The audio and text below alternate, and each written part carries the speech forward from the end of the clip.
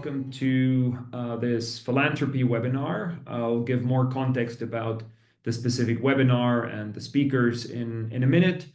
Maybe just 2-3 logistical announcements. Again, we have the chat where you can post things, where you're from, where you're joining us from. We also have the Q&A function at the bottom. So if at any moment in time during this session you have a question, please put the question in there. If you see other people's questions that you like, you can also upvote them so that then later for the Q&A session, I see those questions and we can have them as part of the panel discussion. So welcome to this webinar series, Family Philanthropy webinar series. In fact, we've been doing many webinars and events around family philanthropy over the last couple of years. And we decided as part of our center and the philanthropy chair that it would make sense to establish a somewhat more structured, formalized webinar series where we can spotlight and celebrate exceptional philanthropic families, their stories, their foundations, and their various activities, and put a spotlight on different aspects of their philanthropic journey. So in fact, like I said, even though the chair has been around for numerous years already, and we've been doing many philanthropy events, this actually marks the beginning of this new webinar series, which we're now establishing, where we will have on a almost quarterly basis a philanthropic story to share and to discuss. Before we go into the session of today's family, 2-3 words of background about the center and also the chair. So I'm the director of the Family Business Center at IMD. There's a very long history at IMD of working with enterprising families, whether in their business activities, in their investment activities, whether it is related to governance and structures, and their philanthropic activities. There's almost a 40-year history now in really devoted work with enterprising families. We have 3 research chairs as part of the center on different angles. We have, of course, our open programs, Leading Your Family Business, Leading Your Family Office. We do a lot of customized work with families. We have the Global Family Business Award that we hand out since 1996. And as a matter of fact, the Carvajal family, which we have the privilege of speaking to today, or part of it, because it's a very large family, was the winner, very deserving winner of the Family Business Award in 2022. And one of the aspects that really stood out also in the award story was their philanthropic activities that we're trying to go deeper into during this session. 2-3 words about the philanthropy chair. Back in 2016, Thierry Mauvernet, the Mauvernet family, who had been in one of our programs, realized that while families actually speak a lot about succession and governance, wealth transfer, investment strategies, they don't talk that much about philanthropy. And they were wondering why that is and whether there's something we could do about it in order to improve the sharing and learning and peer learning across philanthropic initiatives. Because philanthropy is something very personal to individuals and families, and very often philanthropy is, as a result of that, done in a very private way. That leaves out an opportunity for learning and improving and ultimately having a bigger impact with what you do philanthropically. So Thierry and the family, they very generously made an endowment to IMD to launch the Debut Farm Chair of Family Philanthropy, which we started in 2017 then, and I've been the chairholder since the beginning. And the job and the mission of the chair is, in fact, helping families give better, give more effectively, give more strategically, to the different initiatives that they would like to support. So really also leveraging philanthropy as a catalyst for change and for leveraging philanthropy as an integral part of the wider family activities. And today I have the privilege of having two members of a very large family from Colombia, Ana Maria and Isabel from the Carvajal family from Cali. On the one side, we have Ana Maria, who is the president of the board of the foundation, the Carvajal Foundation.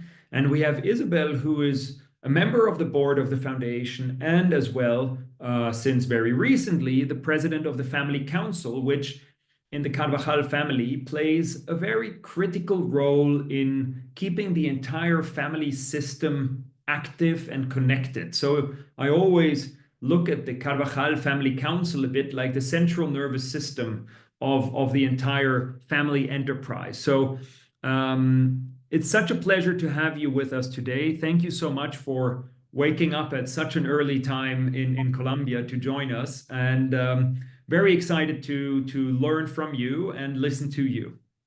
Over to you, Isabel. Thank you, Peter. Hi, everyone. Welcome from Colombia. We didn't introduce ourselves. So we're going to start telling you a bit about how we started. In 1904, we started the business side. It all started here. These were the workshops. So we had the printing and publishing was done on the first floor.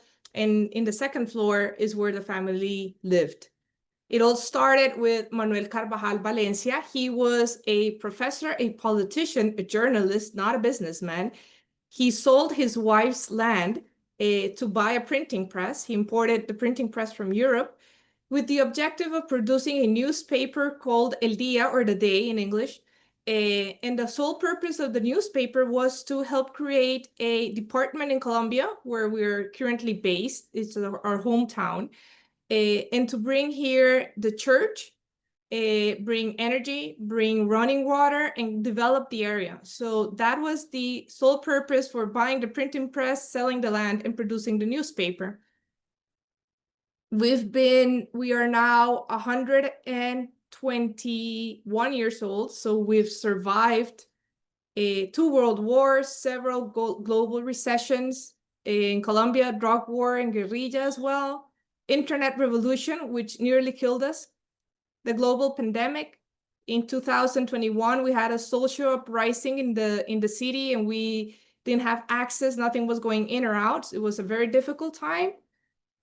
And as Peter mentioned, we're now in the 6th generation. We're 347 family members. Sorry, one was born yesterday, so we're one more. And we've focused ourselves in printing and publishing for many years. And as I mentioned, the internet almost killed us. So we had to reinvent ourselves, and we've reinvented the company many times. As you can see, many of the core businesses or legacy business no longer exist. So that was a difficult time and a difficult transition. We now focus mainly on technology and services. We focus on education, so school-related products, so notebooks, pens, pencils, pulp and paper. So we have some paper mills. And we are focusing ourselves in packaging for the food industry, so food packaging. So we've reinvented ourselves many times as a company. This always comes up, so I wanted to share it with you. We are a family business. We don't have any law stating that we cannot have external CEOs. But if you see our history, we've been governed mostly by family members, except for 2 non-family CEOs in 12 years.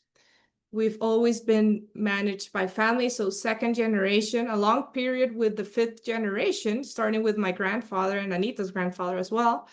And we recently went back to a family CEO. He's Pedro Carvajal. He's 4th generation, one of the youngest from the 4th generation, who had worked extensively at the company as well. Then in 1961, and Anita will briefly tell you a little bit more about how it was created, we have the Carvajal Foundation. So after the business came the foundation. And this is how we are today. So we have 4 entities, which are the ones you saw on the previous slide. We have Carvajal, which is the business side. We then have the Carvajal Foundation. We then created an investment fund, which is a sole purpose is kind of a backup in case the business does not do well. And then we created the whole family governance system, which is headed by the Family Council, as Peter mentioned. The important part of our governing system is that they are independent entities, but they all have their governing structure. The board of directors is elected by merit. They have term limits, they have evaluations, and we've also made sure that we kind of level the governing system. So whenever you're speaking to the board of directors of the family, the business side or the foundation or the investment fund, they're equally important to us, as Peter mentioned before. They all have their president. But what's more important about all this is that in recent years, we're aligning ourselves and we are doing a lot of alignment and working together. Even though we each have our mission and our area of focus, we do a lot of alignment among ourselves and we're working very nice. We're aligning about how we transmit the information to the family, what we tell the family, when we tell the family. And you can see the family's engagement is really increasing in recent years. So now I jump in to talk a little bit about the origins of our family foundation.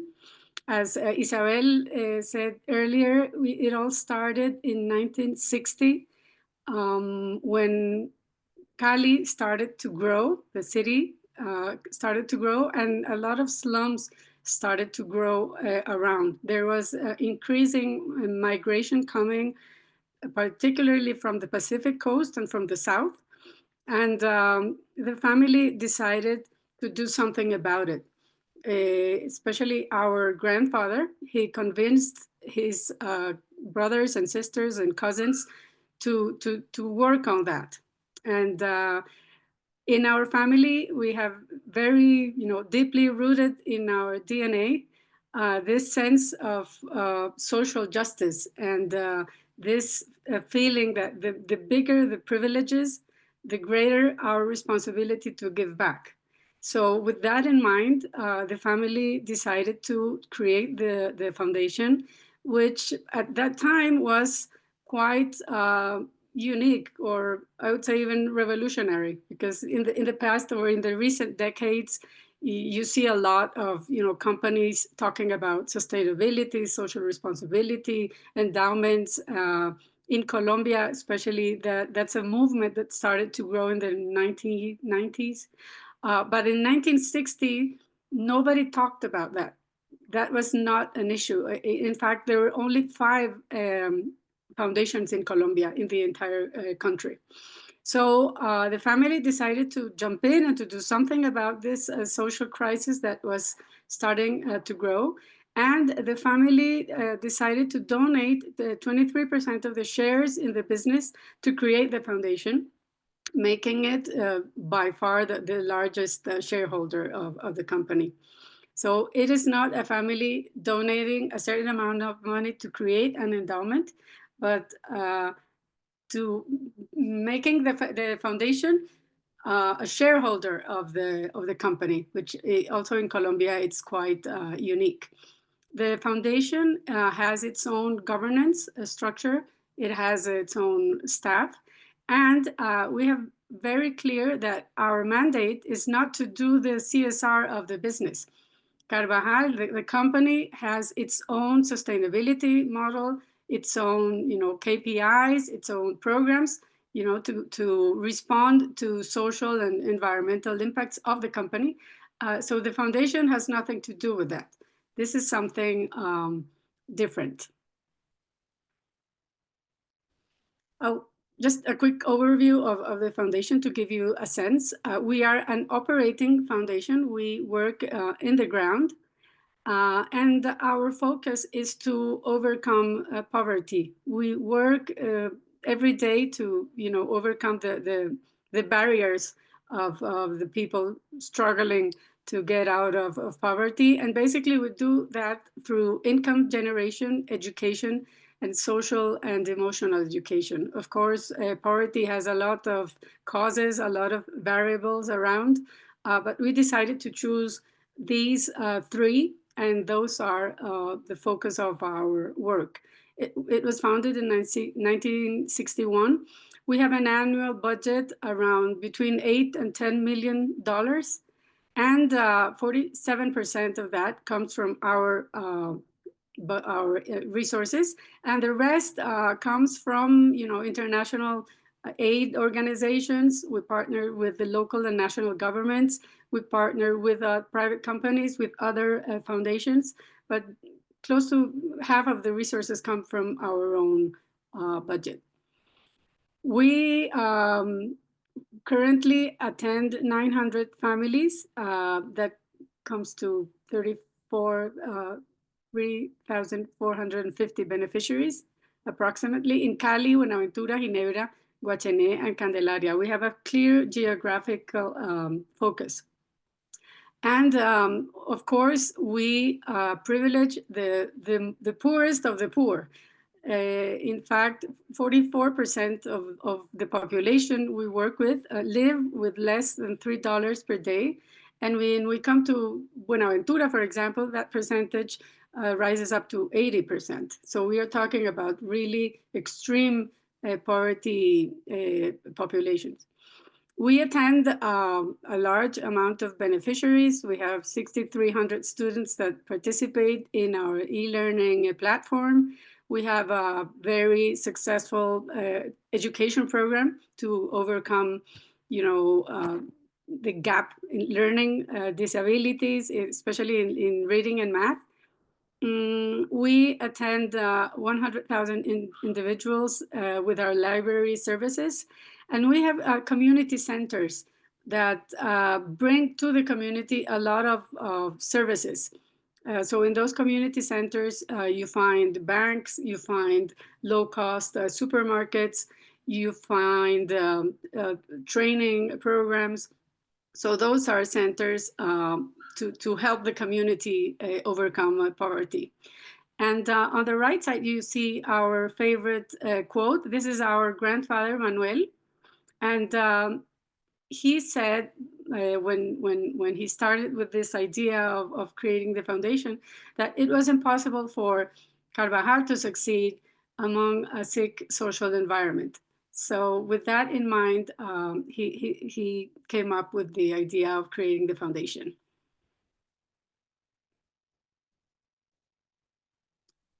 Currently, we have a governance system, as Isabel was saying. We have a founders council that it's composed of 8 family members and the archbishop.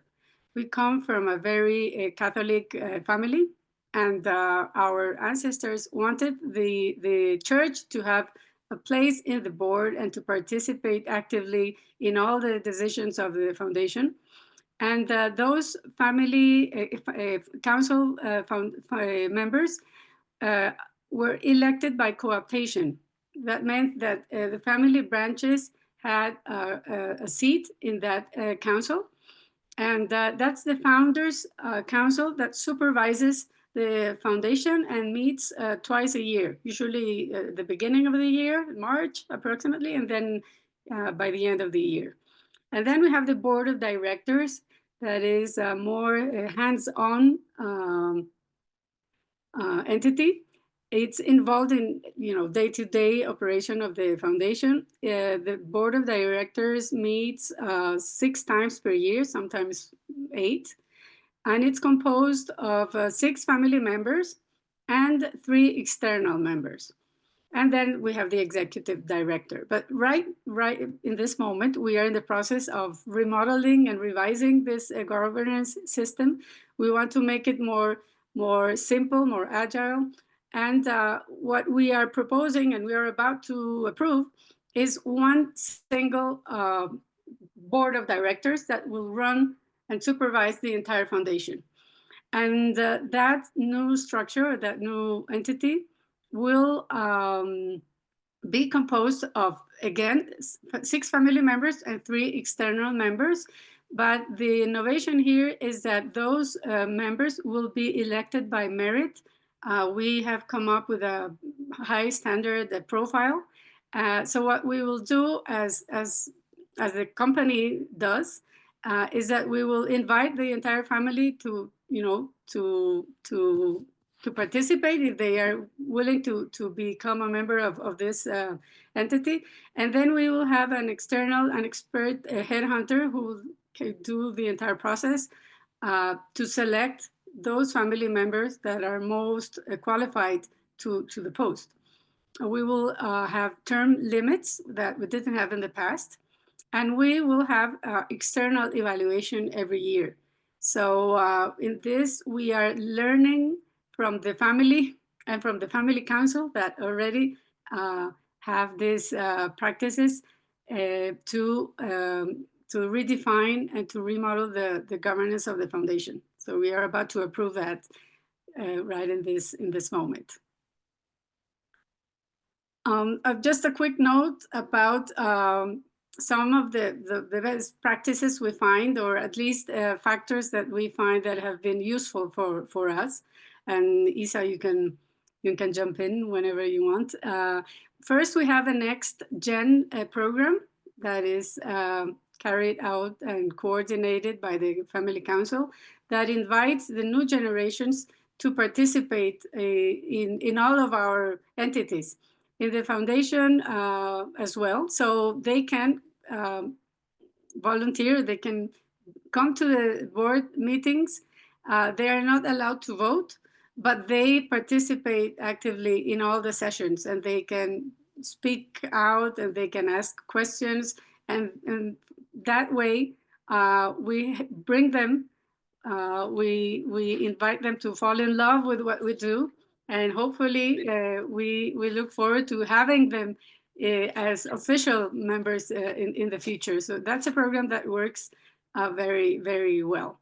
We also have a volunteers program. So we invite the family members to participate in the social programs we carry out. And that's something that, again, brings the family to the foundation and to help them learn more closely with the kind of job that we do. We have an educational program that is run by the Family Council as well, where the Family Council supports new generations to educate themselves and to pursue, high quality and to attend high quality universities. So that way, we make sure that we have new generations that have high standards in educational terms.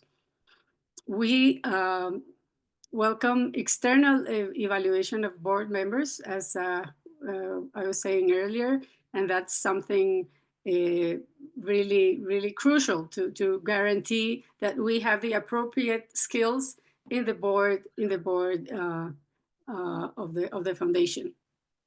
Also, a very important factor is impact evaluation, which in the social sector, at least in Colombia, is not very common. You can stay in a community with the best of intentions, with all sorts of social programs, without knowing if you are making a difference or not. So we at the foundation invite external entities to evaluate and to tell us if we're doing okay, if we need to rearrange something, if we need to change or to close one program and open another one. And in that, we have had universities like Harvard in Boston or Georgetown in Washington that have evaluated our job. Then you can jump in, Isa, and talk about what you lead from the Family Council and what we do to bring the family together and to help them fall in love with the foundation.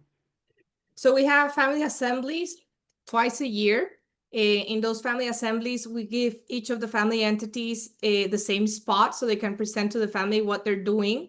And we also organize site visits. So we had 120 year, we celebrated it last year. And we had a site visit to the different community centers of the foundation. So the family could enroll and visit the foundation and hear firsthand from the beneficiaries what we've done.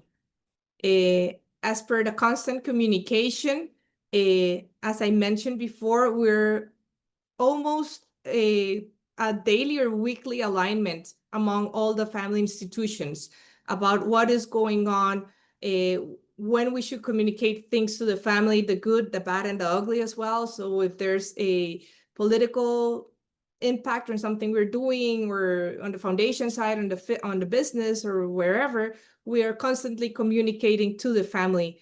And the family, we do it through Zoom, through coffee with the family council, with the company, and the family knows about these channels as well and is very eager to participate. We also have a magazine that we publish once a year, and the foundation, as all the family entities, also has a spot there. So we also share what the foundation is doing.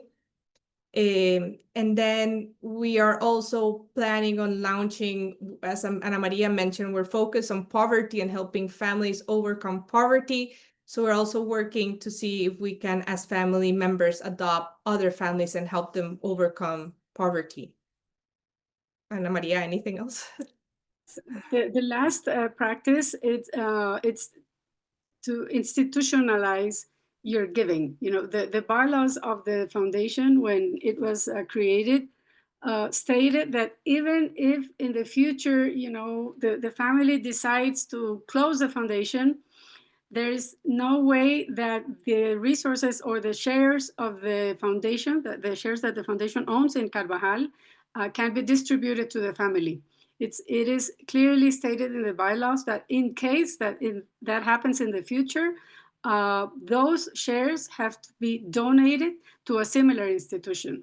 So we, in the family, have very clear that we, as a family, will never take over those shares, and that we will never benefit in economic terms from those shares. And that's something that is very important for us in the way the foundation was created and in the way we run the foundation up to now. So this is a quick overview of what we do. This is our mantra in Carvajal. We promote economic and social development, doing things right, because we have always seen the company as an instrument to do good, as an instrument to promote social and economic development. Of course, we look forward to having all our family members have a minimum, you know, of well-being, but we see the company as an instrument and the foundation as a way to making that statement become reality. Wonderful. Thank you so much. Thank you for sharing so openly. Very, very inspirational, I think, for many families. And like you said, I mean, at the time when the foundation was started, it was a time where, you know, if you look at it on a global scale, very few family enterprises, A, had foundations, and B, had shareholder foundations in the sense that you have today and that you already put in place back then. I think that was a very modern movement, which we see more and more today, having these charitable shareholder foundations making up the majority. It's a model we see a lot in the Nordics, in Europe, and it's a model that we suspect to see more and more over the coming years and decades. So I think it's quite impressive to see that already back then you put in place something like that. My first question, and I see some questions already coming in. So again, also call to action to all the participants, either here on Zoom or on LinkedIn. Feel free to just post your questions in the Q&A. In the case of LinkedIn, just in the chat, and we'll pick up the questions. I'll get the discussion going with one question. The specific model of a shareholder foundation, a significant shareholder foundation, I mean, holding almost a quarter of all the shares of the company, being the single largest shareholder, with a very important social mission for the region where you are, where you're active in as a company. What are some of the benefits that you see of having such a charitable shareholder foundation? The benefits maybe for the family, for the company, maybe also vis-a-vis suppliers and customers, maybe also vis-a-vis the employees from an employee engagement point of view. I could imagine that, you know, and you clearly formulated this is not the CSR of the company. This is something separate yet complementary. So what are some of the benefits you see or also expect to see from this? We find there are a lot of benefits, but I find from the family perspective, the foundation is a way to make reality our DNA, our commitment with the social prosperity of the region. And we find that the foundation has played a very important role in the reputation of the company as well. Carvajal has always ranked very high in reputation indexes in the country, and we feel very proud of that. And I think that the foundation and all the social work has played a crucial role in that. I don't know, Isa, if you want to Yeah, I think that from a family council perspective, it's fundamental for family cohesion, which is one of the things you need to work on if you want to be a lasting family enterprise. And I think that this is one of the factors that builds on emotional business cohesion, if you want to put it somehow, or institutional cohesion. So we are proud. It's a source of proudness for the family, if you want to call it that way, and really moves the family and inspires the family. So one question that also came up in the chat, a little bit linked to that topic. I mean, of course, the company also does CSR, right? So I mean, you do a lot of sustainability related activities through the company. Is there a connection between the two in what you do on the philanthropic side and what the company does, or are these truly two separate initiatives focusing on different topics? Can you talk about that a little bit? Yes, it was completely separate until the past, I would say, 10 years or 5 years. In the past, they were completely isolated. So the family foundation had nothing to do with, you know, the social and environmental initiatives of the company. But recently, the family, we decided to join efforts in certain programs. Just to give you an example, since we one of the largest or the most successful businesses of Carvajal is the packaging industry, and that has a huge environmental impact. And on the other side, we were in the foundation, we work a lot with recycling families, you know, in these slums, that's a source of income.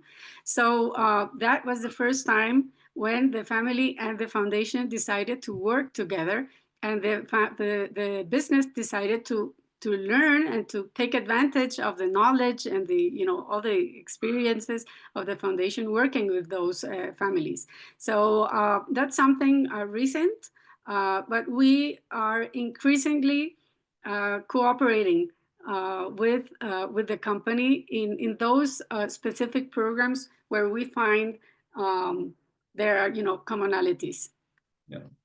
Yeah, and I think it's a good point, and we see some families really trying to bring together those parts where very often we would see a separation between this is where we do business, this is where we make money, and this is where we do good, and one doesn't necessarily talk to the other. And we see more and more that families actually try to find this kind of collective impact to say, how can we pull those different strings together, aligned with the family purpose, right? And that maybe bridges over to another question that also came up in the chat about family engagement, family involvement. How do we bring in a family of this size and magnitude? And this is maybe a question also now to the family council, to you, Isabel. but of course also to you, Ana Maria. But how do you take along, I mean, in any of these journeys, you know, whether with philanthropy or not, how do we mobilize such a large group of family members and shareholders? How do we make sure that everybody is engaged and motivated and sees the greater purpose of all of this? And maybe what are some of the challenges linked to that? And how could philanthropy be a vehicle, or how have you used philanthropy to actually take along and bring along this large family group? Oh, wow. So big question. So Big questions. first, communicate, communicate, and communicate. We also you always mention that you're never short on communication. So you need to be persistent. And from a family council perspective, if you want to get a message across, one session is not going to be sufficient. So this needs to be a part of a strategy that goes through years for the family to get engagement. You don't get engagement after one meeting and stop there.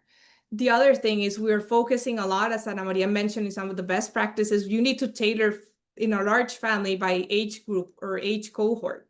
So you have next gens and boards for people that are in the university or below 40.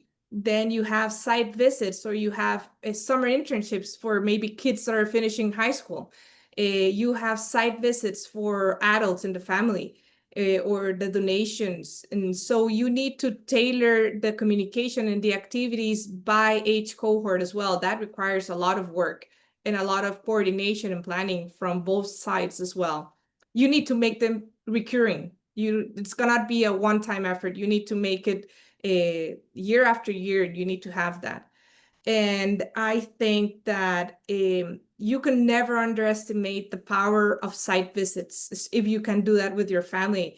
Like hearing firsthand from the people what your family has done and how they've transformed your life, and from the beneficiaries, that is priceless. There's no amount of work that can ever be better than that. So if you ever have the opportunity, I always say that when you have the family physically present, now that you have so much virtual tools, you need to ask yourself, what can I do that I cannot do online? And interacting with beneficiaries, like if they sell a product that you can eat, eating their product, touching whatever they produce and they're selling, or buying their product, that is priceless. So that's kind of how we've managed it from a family council side.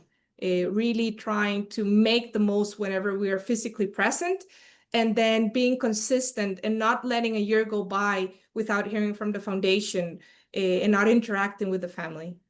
Yeah, perfect. A lot of questions coming in, and I'm very much aware of time, so I'll be quick. One question that came up is, you talk a lot about the next generation, and you just mentioned it as well. And you had it as one of the best practices also, how you involve the next generation. So one of the questions that came in was, I mean, you have a clear mission of the foundation, and you have a clear scope of projects. Now, if the next generation comes on board, to what extent can they leverage the foundation as a vehicle for maybe entrepreneurial social initiatives, right? If they come up with something, I would like to do this, I would like to do that. Is there something you do in that context, or is the mission of the foundation relatively fixed, and you have a very specific scope of activities that you do? That's a very common question, because in social development, unfortunately, there are no magic bullets. There are no, one single answer to social challenges, and you have all sorts of alternatives as to how to move on. And of course, in a 346 member family, it's not easy to find, everybody aligned with one single way of doing things. What we do in the foundation is that we revise the strategy periodically. So we have 5-6 year strategy, and very, very often we have profound discussions as to what to do, which way should we move with the foundation. It's not easy. Sometimes not everybody is aligned, but that's part of our family democracy. We always invite experts, and we make sure that those decisions are deeply rooted in profound knowledge, and especially that respond to the challenges of the communities where we are working. So it's not easy, but I would say the importance is to revise the strategy periodically, and the family, of course, the best qualified family members that are sitting in the board, they are our ambassadors, and they have to make the best decisions, of course, in the benefit of the community. I'll ask two more short questions. One, I mean, each one of them could occupy lots of time, but one question that came up, and it goes back to this idea of business versus philanthropy, which is a very traditional way of looking at it. We make money here, we do good over there, right? And where one of the questions that came up on LinkedIn in the chat was, how do you manage this trade-off? I think one way to manage it, if I can anticipate the answer, is through this shareholder foundation, because you actually then, by having a charitable foundation as the biggest shareholder in a company, actually the better the company does, the more you can do philanthropically. I think that is one way to manage this. But the question was, do you see challenges associated with, company and philanthropy, or you say, no, actually, this is very synergistic and we don't see any problems? Well, as Isabel said at the beginning, the way the company was created had a very strong social purpose. So since we see Carvajal as an instrument to generate social and economic prosperity, we don't see any separation there. For us, the company is the way of making our family values live. And since that is the root of the origins of the entire story, we don't see any separation there. I don't know, Lisa, if you want to jump in.